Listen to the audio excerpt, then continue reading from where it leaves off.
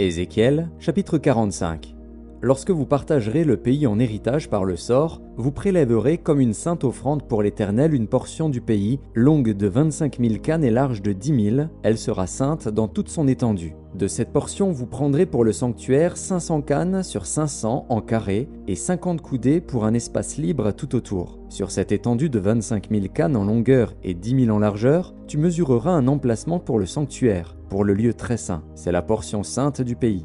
Elle appartiendra aux sacrificateurs qui font le service du sanctuaire, qui s'approchent de l'Éternel pour le servir. C'est là que seront leurs maisons, et ce sera un sanctuaire pour le sanctuaire. 25 000 cannes en longueur et 10 000 en largeur formeront la propriété des Lévites, serviteurs de la maison, avec 20 chambres. Comme propriété de la ville, vous destinerez 5 000 cannes en largeur et 25 000 en longueur, parallèlement à la portion sainte prélevée. Ce sera pour toute la maison d'Israël.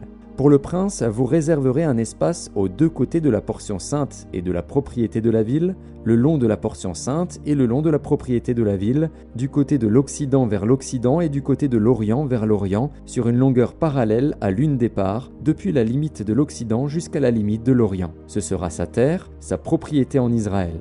Et mes princes n'opprimeront plus mon peuple, mais ils laisseront le pays à la maison d'Israël, selon ses tribus. Ainsi parle le Seigneur, l'Éternel. Assez, princes d'Israël, cessez la violence et les rapines, pratiquez la droiture et la justice, délivrez mon peuple de vos exactions, dit le Seigneur, l'Éternel.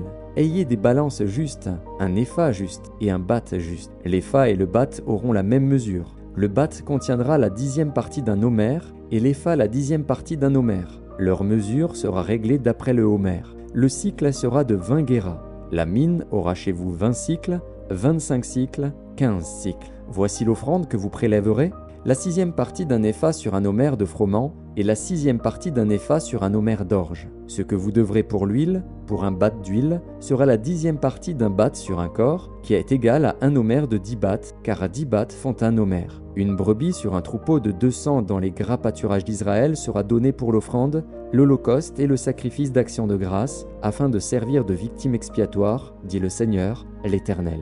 Tout le peuple du pays devra prélever cette offrande pour le prince d'Israël. Le prince sera chargé des holocaustes, des offrandes et des libations, aux fêtes, aux nouvelles lunes, aux sabbats, à toutes les solennités de la maison d'Israël.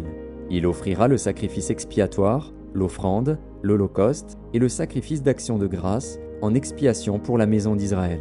Ainsi parle le Seigneur, l'Éternel.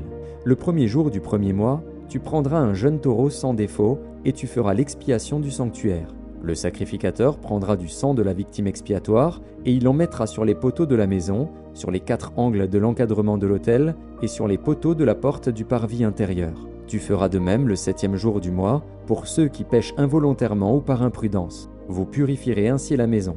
Le 14e jour du premier mois, vous aurez la Pâque. La fête durera 7 jours. On mangera des pains sans levain. Le prince offrira ce jour-là, pour lui et pour tout le peuple du pays, un taureau en sacrifice d'expiation. Pendant les 7 jours de la fête, il offrira en holocauste à l'Éternel 7 taureaux et 7 béliers sans défaut, chacun des 7 jours, et un bouc en sacrifice d'expiation chaque jour. Il y joindra l'offrande d'un épha pour chaque taureau et d'un épha pour chaque bélier, avec un hin d'huile par épha. Le 15e jour du 7e mois, à la fête, il offrira pendant 7 jours les mêmes sacrifices d'expiation, les mêmes holocaustes et la même offrande avec l'huile.